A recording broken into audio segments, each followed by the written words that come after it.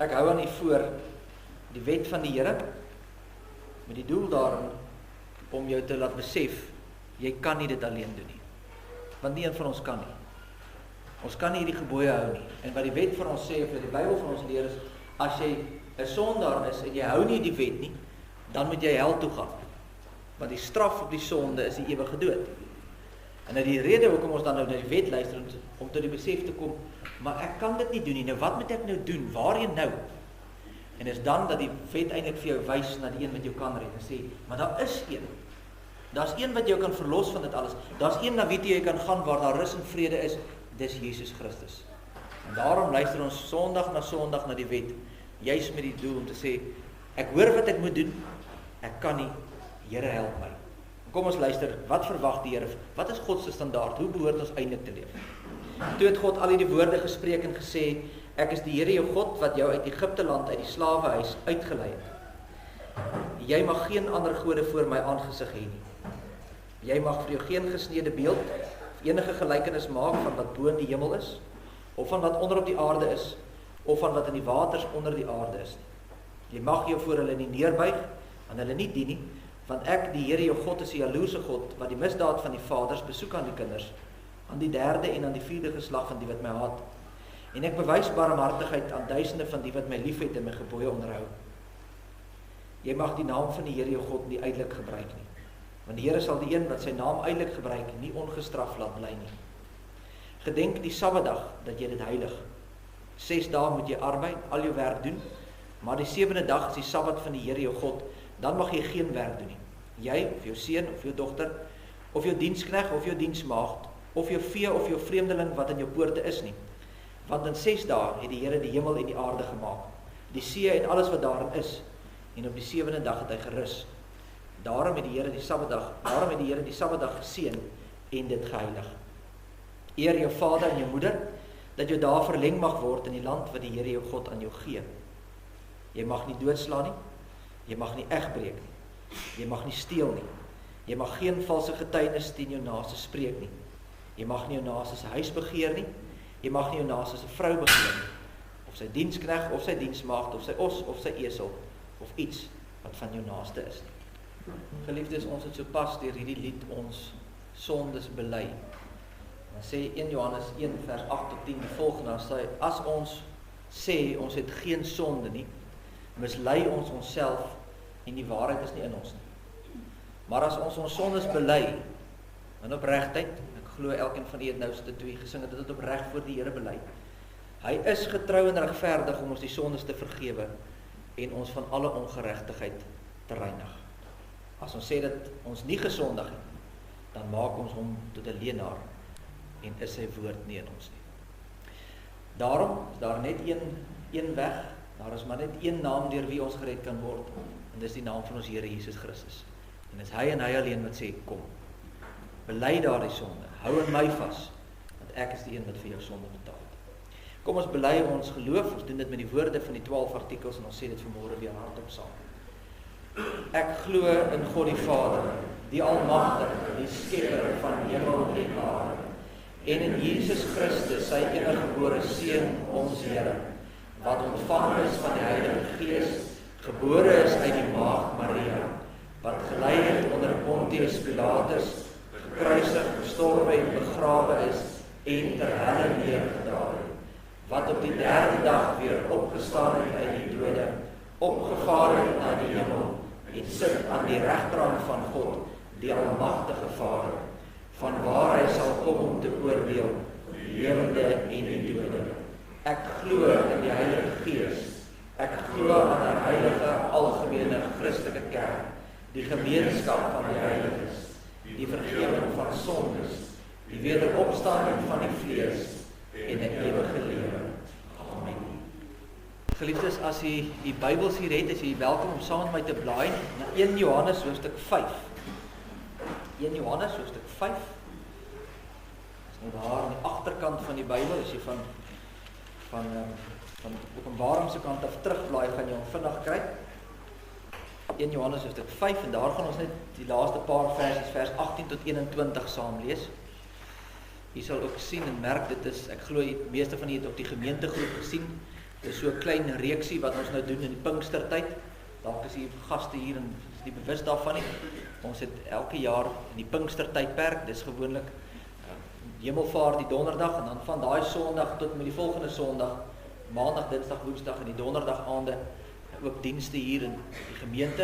En die hele gedagte is dat ons eintlik by mekaar kom en bid. Eintlik 'n week van gebed en dan het ons so 'n kort diensietjie en dan sal geleentheid 'n gebedsgeleentheid.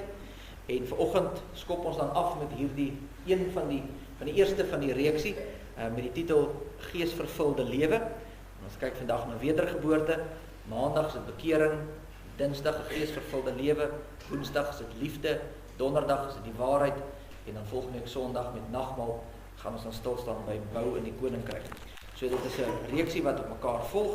En vanmôre begin ons dan by die gedagte van wedergeboorte. En wedergeboorte is ons daar waar dit alles begin, waar ek oorkom van die wêreld na die gees toe. So hier begin dit en dan gaan ons nou kyk hoe lyk 'n geesvervulde lewe in hierdie week wat voor lê. Voordat ons saam gaan lees uit 1 Johannes 5, vra ek dat ons eers ons hoofde buig en ons saam bid.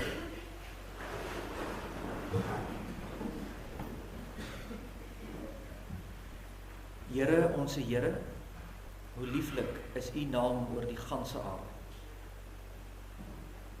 Hoe wonderlik is dit vir ons om vanmôre U te kan aanroep. God die Vader, wat skepper en onderhouer is van alle dinge. God die Seun, ons middelaar, ons saligmaker. God die Heilige Gees, ons trooster wat nou by ons is en in en deur ons werk. God drie enig, aan U kom toe ons lof en ons eer en ons dank. Want ons besef dat dit wat ons hier vanmôre beleef, gemeenskap van gelowiges, is nie uit onsself nie. Dit is juis die werking van U Heilige Gees. Deur ons werk en ons nadertrekking.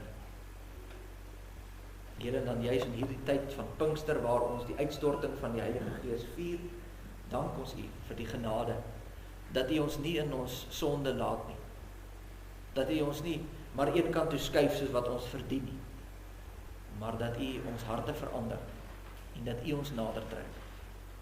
Ons dankie vir die gemeente wat hier is en die werksaamhede van die gemeente.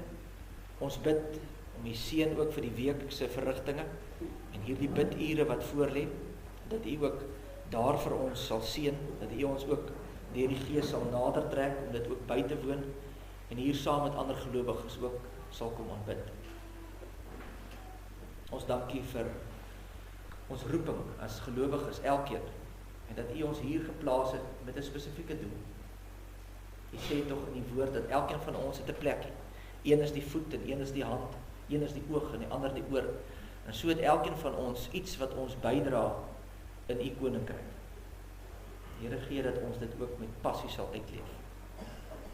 Ons bid vir ons land, ons bid vir die ekonomie, ons bid vir die wêreldgebeure. Here, al hierdie dinge speel ook in op ons en op ons gemoedere. Die oorlog daar ver en hoe dit ook uiteindelik ekonomies impak op ons het hier. Maar ons bid vir daardie mense ook daar in daardie dele van die wêreld. Dat daar ook inkeer sal kom, dat daar vrede sal kom. Here, bewerk U dit tog so. Maar ons weet ook dat U het 'n plan met alles. En daarom bid ons nie dat ons wil geskied nie, maar dat U wil sal geskied. Wanneer ons nou stil word rondom U woord, is ons gebed dat U met elkeen van ons ook sal spreek. Dat U deur U woord ons harte sal raak en dat ons sal hoor en ook sal gaan doen. En daarom bid ons, spreek Here, want U diensknegt en U diensmaagd luister. Ons bid dit in Jesus naam. Amen.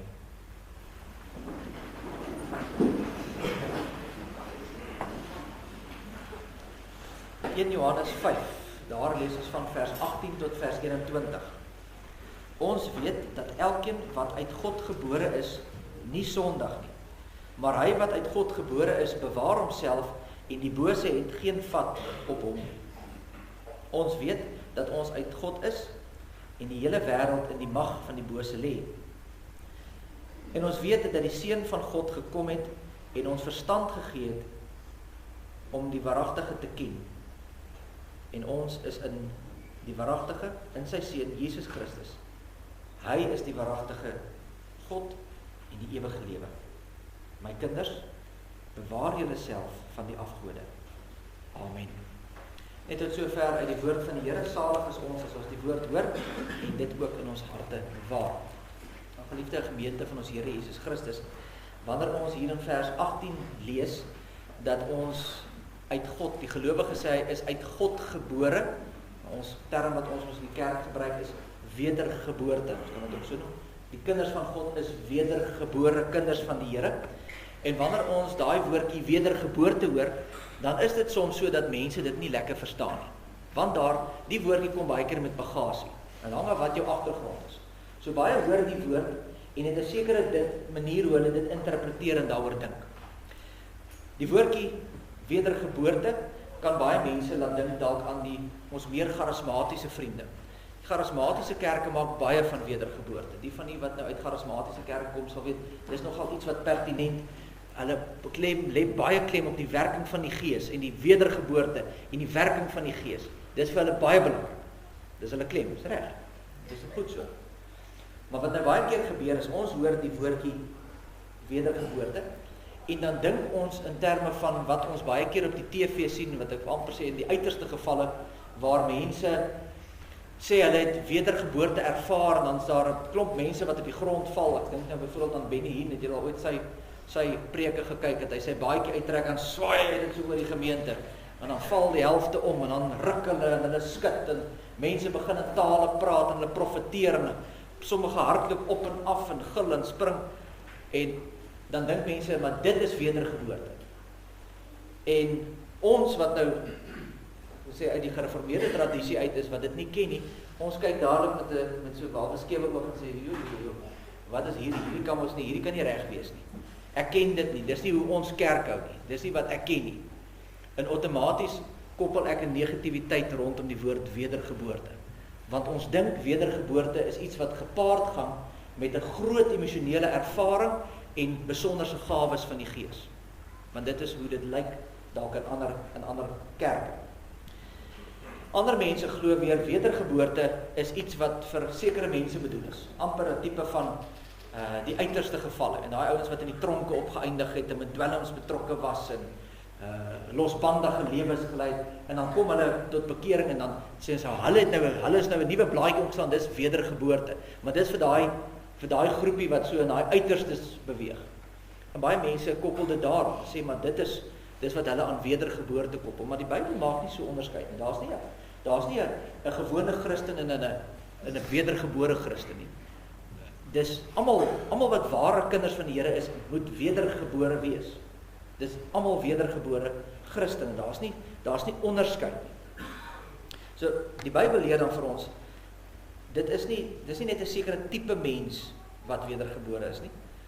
En die Bybel leer ook nie vir ons dat dit noodwendig 'n baie groot emosionele saak moet wees wanneer dit tot wedergebore kom.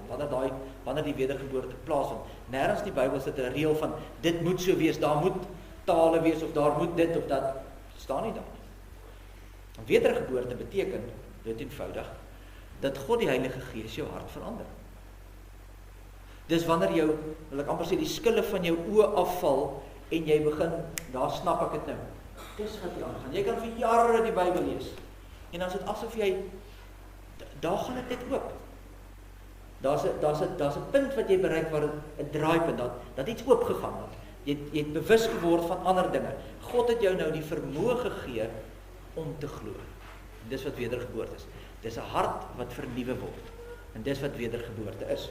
So vanmôre gaan ons so 'n bietjie stil staan by die hele gedagte rondom wedergeboorte. En in die hand van die teks, ek wil graag na 3 dinge hier kyk. Nou sien wie moet wedergebore word? Watter tipe mens is dit nou? En dan tweedens hoe weet jy of jy wedergebore is? Hoe kan ek dit toets? Hoe kan ek kyk na my eie lewe? En hoe werk dit? Hoe gebeur dit? Hoe gebeur wedergeboorte? Nou, kom ons kyk dan eerstens van wie word hier gepraat? Wie moet wedergebore word? Nou reg hier die boek van Johannes, as jy die boek 1 Johannes gaan lees, dan sal jy sien hy gebruik die hele tyd verskillende maniere om te praat van gelowiges. Hy praat van die kinders van God. En dan praat hy ook van die wat die ewige lewe het, en op ander plekke praat hy weer van die wat uit God gebore is, die wedergebore kinders. Maar hy bedoel die hele tyd dieselfde groep mense, hy het nie verskillende tipes hier nie, dis dieselfde groep mense, maar hy noem hulle elke keer iets anders. Die wat wedergebore is die wat die ewige lewe het, is die wat kinders van God is. Wedergeboorte is nie net vir 'n sekere groep mense, soos ons charismatiese vriende, wat dalk baie emosioneel oor die saak dink nie, maar is ook nie net vir die mense wat nou heeltemal, soos die Engelsman sê, way out was, en hierdie verskriklike lewe gelei het, en nou tot bekering gekom het nie. Dis vir elkeen. Ook vir ons.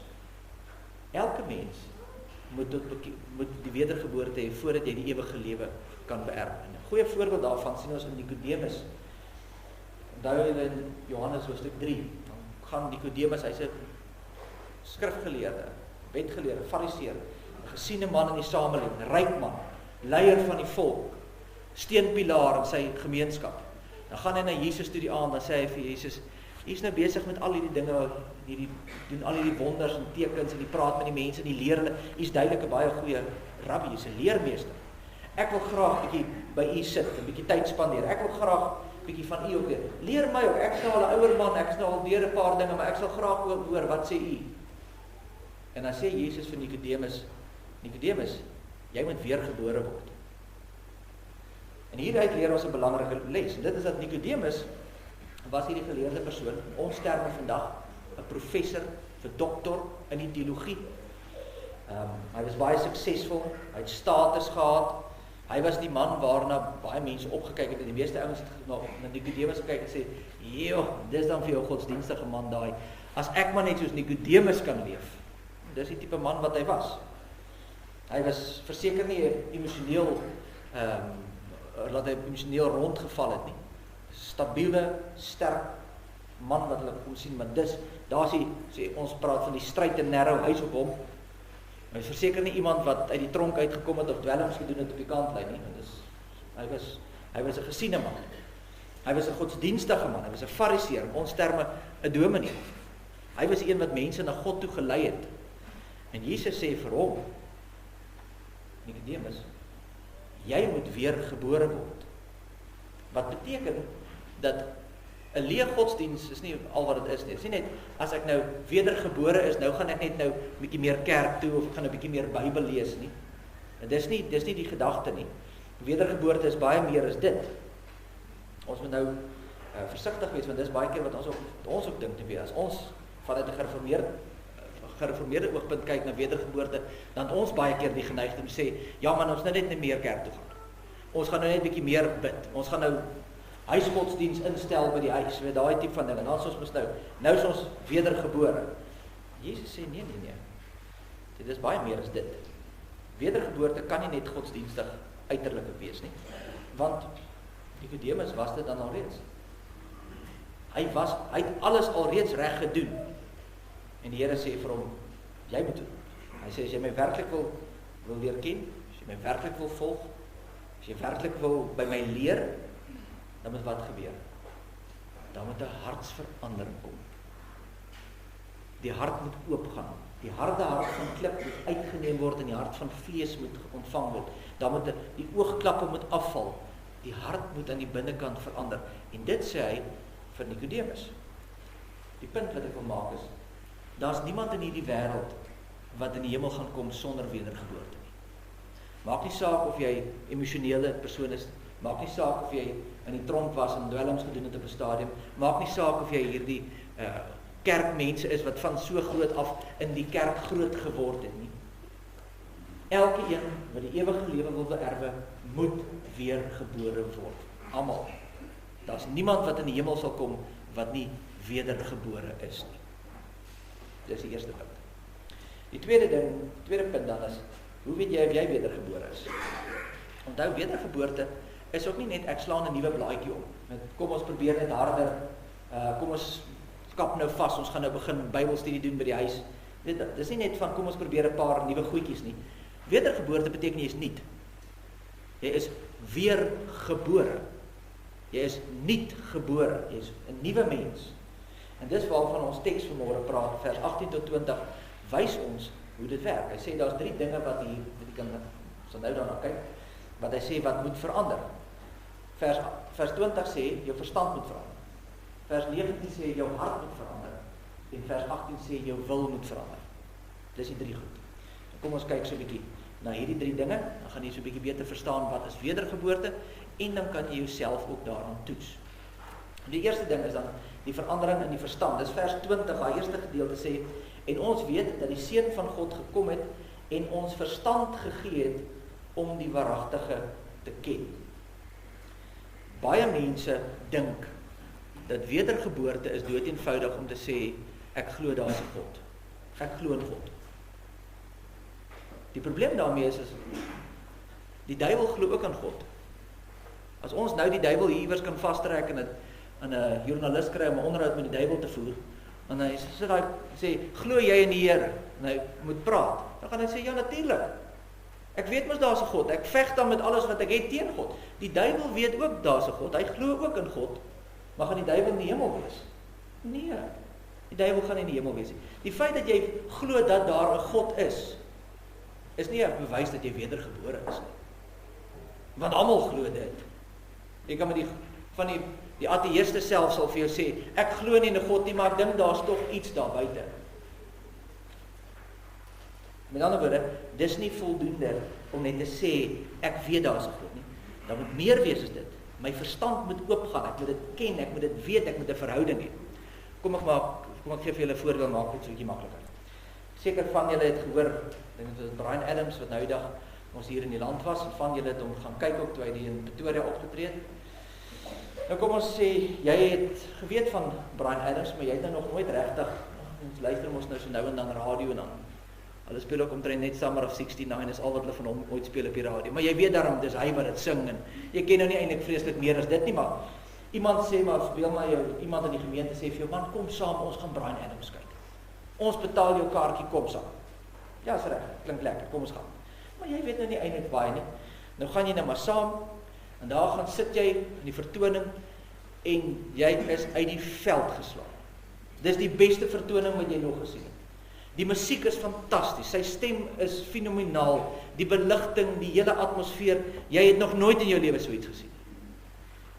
Na die tyd sê jy, dit was hoendervleis lekker. Jy het nie nuwe inligting van Brian Adams gekry nie, maar wat het gebeur? Jy het hom gehoor, en jy het hom beleef, en jy het hom gesien. En dit het jou laat skuif van, ek weet wie hy is, weet van hom, nou ek is 'n aanhanger, nou koop ek 'n CD, ek weet of mense nog CD's koop nie, maar nou koop ek 'n CD van hom, want ek wil nog van sy musiek luister. Jy hoor die verskil, dis wat vers 20 sê. Jy weet dalk van God, maar as jy wedergebore is, dan beleef jy en ervaar jy God heeltemal anders. Daar's iets wat gebeur, daar's 'n skui wat kom. Jy het al vir jare al kerk toe gekom, en jy sê die 12 artikels hier saam op, ken dit uit jou kop uit, jy glo dit, sê dat jy daar teen is nie. Maar as jy wedergebore is, dan verander daar iets. Dan raak ek miskien opgewonde daaroor. Ek begin dit leef. Die kerk raak vir my lekker. Sê vir my moeite om kerk toe te kom. Inteendeel, ek wil eintlik. Ek wil betrokke raak. Ek wil met mense praat. Ek wil uitreik. Ek het 'n behoefte om met mense oor God te praat. Hoekom is dit? Jou verstand het oopgegaan. Jy verstaan waaroor dit gaan. Daar's wedergeboorte. God het jou die vermoë gegee om te sien en te verstaan. Maar hy sê dis nie net jou verstand nie, dis ook jou hart. En dis vers 19. Nou as ek van vers 19 nou vir julle lees, dan gaan jy vir my sê, "Dominee, daar staan niks oor jou hart in vers 19 nie." Jy moet dit 'n bietjie interpreteer om dit te verstaan. Maar kom ek lees dit vers 19. Hy sê, "Ons weet dat ons uit God is en die hele wêreld in die mag van die bose lê." So wat sê vers 19? Vers 19 sê, jy is of uit God gebore, jy is of in God, dis jou identiteit, hy is die middelpunt van jou lewe, of daar's iets anderste, en dis nie God nie, dis die wêreld. Jy het iets anderste wat vir jou nommer 1 in die lewe is. Jy het iets anderste wat jy najag. So daar het 'n identiteitsskuif gekom, want onthou ons almal begin hier, ons begin in die wêreld. Ons word ontvang en gebore in sonde. Maar as jy wedergebore is, dan skuif dit, en God word die middelpunt van jou lewe, en jou identiteit begin nou verander, om aan te pas by God, en nie meer in die wêreld nie. is nie meer gedrewe rondom geld of sukses of voorkoms of my kinders of my man of wat ook al. Dis nie meer my prioriteit nommer 1 nie. Wat is God? Dat 'n identiteitsskuif gekom. Kom ek verduidelik dit weer met 'n beeld, dan maak ek dit vir maklik. Daar's 'n verhaal, 'n ware verhaal van 'n vrou wat in 'n inrigting opgeëindig het, geworstel met depressie en 'n diep gevoel van minderwaardigheid. En sy het as gevolg van hierdie gevoel van mislukking, het sy in hierdie inrigting opgeëindig nadat sy haar lewe probeer neem het. En met die gesprekke met die sielkundiges en die psigiaters het dit toe nou uitgekom wat die probleem was. En dit is dat haar ouers was verskriklik lief vir musiek, maar veral vioolmusiek. Mal oor vioolmusiek. En sy het iewers toe sy klein was hierdie besluit gemaak, sy gaan hierdie groot violis word. Sy wil die beste violis in die wêreld wees. Sy wil vir haar maale tevrede stel, trots maak met hierdie musiek van haar. Nou haar ouers het haar nie onder druk geplaas. En sê dat haar ouers sê jy sal dit doen en jy moet nou musieklesse gaan en jy moet dit of dat. Glad nie. Haar ouers sy dit ook erken en sê haar ouers het nooit druk op haar geplaas. Inteendeel, hulle het vir haar gesê maar moenie bekommerd wees nie.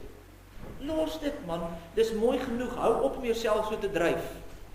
Moenie bekommerd wees nie. Maar diep binne haar het sy begin glo as sy nie die beste violis is nie, is sy niks werd nie. Dis wat sy wil doen en as sy dit nie gaan doen nie, is sy 'n mislukking. Nou, om goed te doen vir jou ouers, omdat jy lief is vir hulle, is nie verkeerd, 100% reg, dis mooi. Maar die probleem met haar is, hierdie ding het vir haar 'n god geword. Dit het haar identiteit geword. Dit het bepaal wie sy is en of sy enigstens iets werd is. En toe dit nie gebeur nie, toe sy nie daai hoogste sportjie kan bereik nie, toe tuimel alles in mekaar in, want ek kan nie daarby uitkom nie. Hoekom? Want die ding het vir haar 'n afgod geword. En 'n afgod is 'n vredemeester. Afgode kan nie vir jou genade gee nie. Afgode vra net meer en nog, en meer opoffering, en meer van jou kant af, meer prestasie, meer bevestiging, meer beheer. Jy kan nie na jou afgod toe gaan en sê, "Skus, ek het dit nie gemaak nie, wees my tog genadig." Dis net die lewende God wat in jou genadig kan wees. En daarom het sy uiteindelik in mekaar gestort. En sy het erken, weet jy wat, my ouers het my vergewe, maar ek kon nie myself vergewe nie. Hoekom? Want viool en die musiek het vir haar God geword. Dit het haar identiteit geword. En die oomblik as jy iets anderste in die sentrum van jou lewe sit, as dit die ding is wat jou hart beheer, en nie God nie, dan kry jy seer. Want jy druk daai ding dood, want iemand kan nie in die plek van God staan. Nie jou kinders nie, nie jou man of jou vrou nie, nie jou besigheid nie, niks nie. Jy kan nie iets in die plek van God sit nie. Al wat gaan gebeur is, jy gaan seer kry. En wedergeboorte is daai moment wanneer God vir ons hart verander en daai afgode begin uitskuif. Nou, dit is nou dadelik op mekaar sê, dit gebeur nou nie oornag nie. Jy gaan nie môreoggend opstaan en sê, daar sê, nou doen ek alles reg nie. Dis 'n ding wat oor jare gaan kom. Ek vra maar vir die ouer garde wat al mooi grys is hier by ons in die gemeentes in die 80s. Hulle sal vir jou sê, ek sit nog vandag nog met hier goed. Ek groei nog elke dag. Dis 'n proses. Dis hoekom dit wedergeboorte genoem word. Jy moet nou groei, soos 'n baba wat groter word en sterker word. Dis in jou geestelike lewe ook so. Jy gaan vir altyd groei en groter en sterker, want dit moet. Maar dit is wat ons dan sien. Eerstens, verstand gaan verander, dis die toets. Tweede ding, is jou hart gaan verander, dis nie dit geld of my huweliksmaat wees met die sentrum nie. God is nou die sentrum. Dis die ander bewys en dan die derde bewys wat ons het is dat jou wil verander. Dis vers 18. Lees vir ons. Hy sê ons weet dat elkeen wat uit God gebore is, nie sondig nie, maar hy wat uit God gebore is, bewaar homself en die bose het geen vat op hom. Nou hierdie is 'n baie slegte vertaling in die 53 vertaling. Dit is regtig nie 'n goeie vertaling nie. Die 2020 vertaling, Prof Jan sal met my saamstem, is 'n baie beter vertaling in hierdie opsig, want daar staan eintlik, ons weet as jy dit nou in die Grieks gaan kyk, daar staan eintlik, ons weet dat niemand wat uit God gebore is, aanhou om sonde te doen nie. Want as jy nou hierdie vers uit die 53 uitlees, dan klink dit vir jou asof as jy wedergebore is, doen jy nooit weer sonde nie. Dis nie wat die Bybel leer nie. Dis nie wat die Griek sê nie. Die Griek sê, as jy wedergebore is, hou jy nie aan daarmee nie. Met ander woorde, die punt wat hy maak is, as jy wedergebore is, leef jy nie soos jy geleef het voordat jy wedergebore was nie. Kom ons maak dit weer prakties. Het jy 'n probleem met aggressie, of jaloesie, of spanning, of selfbeheersing, wat ook al nou vir jou 'n probleem is. As daar werklik 'n verandering in jou verstand is, en 'n verandering in jou hart is, dan gaan dit uiteindelik 'n verandering in jou lewe. Die wil lyk anders te word. Die dade begin anders lyk. As jy sê ek is 'n wedergebore kind van God, maar dan gaan maande en jare verby, en ek verander nie ten goeie, die aggressie en die jaloesie en die spanning en die selfbeheersing en al die goed, dit raak nie beter nie, dan is jy nie wedergebore nie. Want jou gedrag moet verander, anders het jy nie verander nie. Dis die toets. Daar is met ander woorde iets anderste wat in die sentrum van jou lewe staan. Iets anderste is belangriker as Jesus Christus. En dis hoekom Johannes ook in hierdie boek afsluit, in die laaste versie, en hy sê daar, my kinders, bewaar jouself van die afgode, want as jy afgode in jou lewe duld, gaan jy nie verander nie. Die wil moet verander. Nou kom ons by die laaste vraag, en dit is, hoe ontvang mense dan? Hoe werk die wedergeboorte? Hoe word 'n mens wedergebore? Vers 18, ek lees dit uit die 2020 vertaling, wat dit nou mooi vir ons sê, hy sê, ons weet dat niemand wat uit God gebore is, aanhou sonde doen nie, maar hy wat uit God gebore is, beskerm hom, en die bose kan hom nie aanraak nie. Die hy, waarvan hy praat, die hy wat uit God gebore is, verwys hier na Jesus Christus, die Seun van God. Met ander woorde, hy sê, Jesus Christus bewaar die wat wedergebore is. Nou kan jy vir my sê, maar wag so 'n bietjie toe. Hier maak iets in die sin. Vers 18 sê, Jesus bewaar die wat wedergebore is. Vers 21 sê, julle moet julle self bewaar. Nou wie moet nou die bewaring doen? Is dit nou die Here wat dit doen, of is dit nou ek wat dit doen? En die antwoord is albei. Wanneer jy wedergebore word, is dit God wat deur die Heilige Gees in jou werk. En hy red jou, en hy maak jou lewend, en hy bewaar jou. Maar jy sit mos nou nie daar met gevoude handjies eenkant en kyk wat gaan volgende gebeur nie. Jy is mos nou nuut gemaak, jou hart is ook mos nou verander. Nou is jy ook aktief besig, jy tree nou toe in die stryd, en jy kyk, en jy sê, maar wat is die afgode in my lewe? Wat is daai goed wat ek so graag na neig? Wat is die goed wat ek die hele tyd wil eerste in my lewe sit, en dit is die goed wat ek wil najaag? Ek moet daarteen begin stryd. Ek moet ook myself daarteen bewaar. Ek moet pas op, dat daai goed die plek van die Here inneem. Daarteen moet jy stryd. Nie omdat jy jouself gaan red daardeur nie. Jy is mos klaar gered in Christus. Hy red jou, maar nou stry ek saam. Ek is nou saam in hierdie stryd, teen hierdie dinge wat in my lewe is. En dan 'n laaste dingetjie wat ons in vers 18 nie moet miskyk nie. Hy sê, hy wat uit God gebore is. So ek sê, hy is die verwysing hier na Jesus Christus, die ewige Seun van God, wat van ewigheid by die Vader was, wat in die heerlikheid daarbo in die hemel geleef het. Hy word gebore, staan, hy is gebore vir ons, die Seun van God, wat mens word. Hy kom die wêreld binne. Hy kom die geskiedenis in. Hy neem vlees en bloed aan. Hoekom? Sodat ek en jy nou wedergebore kan word. Sodat ons met God versoen kan word. Onthou, ons word in sonde ontvang en gebore. Jy kom so uit. Ons is almal van ons het dieselfde model. Ons kom almal met 'n pakkie sonde, outomaties. Default sê die Engelsman. Dis hoe ons uitkom. Almal van ons word in sonde ontvang en gebore. Jy's geestelik dood. Maar nou wil gee die Here vir ons hierdie beeld sê, hy word in ons wêreld ingebore, sodat ons nuut gebore kan word. Sodat ons nuut gemaak word. Hy kom in die duisternis ingestap, sodat ons in die lig kan wandel. Hy gaan die bose mag tegemoet, sodat jy nie meer gehou kan word deur die bose mag nie. En wanneer hierdie waarheid jou hart begin aangryp, wanneer jy besef wat God in Christus vir jou doen, want as jy na jou eie lewe kyk en sien hoe sondig en vuil en vieslik is jy eintlik, en tog gee die Here sy lewe vir jou, dan begin daar iets in die binnekant verander. En dan begin hierdie skuif. En dan begin hierdie afgode al verder weg uit my hart uit, want God is besig om my hart te verander. Dis God wat in my werk, dis God wat die hele tyd my verander. Dis God wat vir my wys op my sonde. En so is ek besig om hierdie afgode uit my lewe uit te kry. Beteken dat jy gaan nooit weer val en struikel nie? Nee, jy gaan baie val. En jy gaan worstel, en jy gaan foute maak, maar jy moet daarteen stry.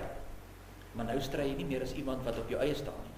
Jy stry as iemand wat in Christus se kant is. Hy het jou verlos. Die bose kan jou nie meer oorweldig nie. Ek het die krag van die Here om die stryd te stry. En daarom kan ons vanmôre met sekerheid sê, ons wat kinders van die Here is, as jy 'n Christen is, as God deur sy Heilige Gees jou hart vernuwe en in jou werk, dan is jy veilig in sy hande. Hy sal jou nie los nie. Jy is sy kind. En alhoewel dit soms moeilik is, stap hy die pad saam met jou. En ons word opgeroep te stry saam met hom. Amen. Kom ons bid saam.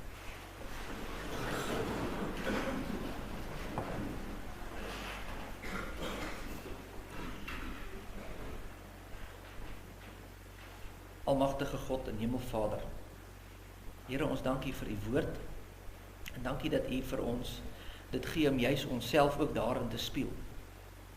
Dat ons vanmôre ook, elkeen van ons ook daaraan sal gaan dink, en sal gaan kyk, nou hoe lyk ons verstand, en ons harte, en ons wil, en wat werklik waar in die sentrum van ons lewens staan.